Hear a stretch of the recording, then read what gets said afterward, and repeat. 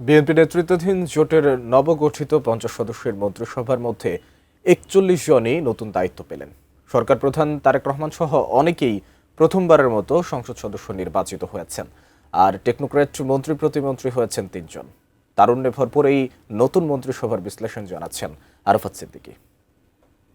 আমি তারেক রহমান সশস্ত্র চিত্রে শপথ করিতেছি যে বিএনপির চেয়ারম্যান তারেক রহমান দেশের একমাত্র প্রধানমন্ত্রী যার বাবা মা দুজনই সরকার প্রধান হিসেবে দায়িত্ব পালন করেছেন। ত্রয়োদশ জাতীয় সংসদ নির্বাচনে প্রথমবারের মতো দুটি আসনে সংসদ সদস্য প্রার্থী হয়ে দুটিতেই নির্বাচিত হয়েছেন তিনি। দেশের ১৭তম প্রধানমন্ত্রী তারেক রহমান মায়ের মতোই প্রথমবার সংসদ সদস্য নির্বাচিত হয়ে প্রধানমন্ত্রীর দায়িত্ব পেলেন।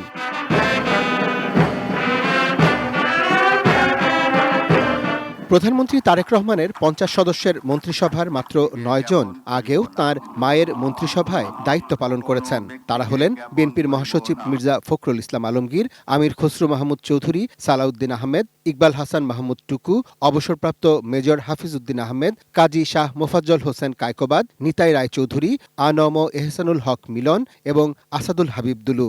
নতুন বাংলাদেশ গড়তে এলো জুলফিকার স্টিল। জুলফিকার স্টিল, ইস্পাত দৃঢ় অঙ্গীকার।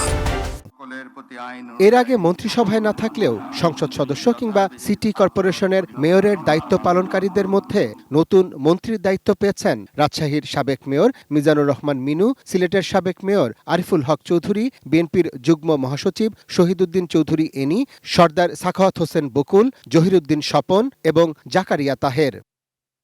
প্রথমবার সংসদ সদস্য নির্বাচিত হয়ে যারা সরকারের মন্ত্রীর দায়িত্ব পেলেন তাদের মধ্যে রয়েছেন বেগম খালেদা জিয়ার ব্যক্তিগত চিকিৎসক বলে পরিচিত ডাক্তার AZM জাহিদ হোসেন, শিল্পপতি আব্দুল আওয়াল মিন্টু, সাবেক অ্যাটর্নি জেনারেল মোহাম্মদ আসাদুজ্জামান, খন্দকার আব্দুল মুক্তাদির। নতুন এমপিদের মন্ত্রী হওয়ার এই তালিকায় আছেন দীপেন দাওয়ান, ফকির মাহবুবা নাম স্বপন এবং শেখ রবিউল আলম। একমাত্র নারী মন্ত্রী আফরোজা খানম রিতাও প্রথমবার নির্বাচিত হয়েছেন। এছাড়াও টেকনোক্র্যাট মন্ত্রী হিসেবে প্রথমবারের মতো নির্বাচিত সরকারের দায়িত্বে এসেছেন অন্তর্বর্তীকালীন সরকারের সদ্য সাবেক জাতীয় নিরাপত্তা উপদেষ্টা ডক্টর খলিলুর রহমান এবং কুমিল্লার সাবেক এমপি মোহাম্মদ আমিনুর রশিদ ইয়াসিন। নির্বাচনে হেরে গেলেও টেকনোক্র্যাট প্রতিমন্ত্রী হিসেবে মন্ত্রিসভায় আছেন জাতীয় ফুটবল দলের সাফজয়ী ক্যাপ্টেন আমিনুল হক। ২৪ জন প্রতিমন্ত্রীর প্রত্যেকেই এবার প্রথমবারের মতো মন্ত্রিসভার সদস্য হয়েছেন। এর মধ্যে আলী নেওয়াজ মাহমুদ খৈয়ম ছাড়া বাকি ২৩ জনই প্রথমবার সংসদ সদস্য নির্বাচিত হয়েছেন। বিএনপি জোটের শরিকদের মধ্যে মন্ত্রিসভায় থাকছেন গণসংহতি আন্দোলনের সমন্বয়কারী জোনায়েদ সাকি, ডাকসুর সাবেক ভিপি ও গণ অধিকার পরিষদের সভাপতি নুরুল হক নূর এবং এনডিএম প্রতিষ্ঠাতা ববি হাজ্জাজ। Arafat Siddiqui, ATN news, Dhaka.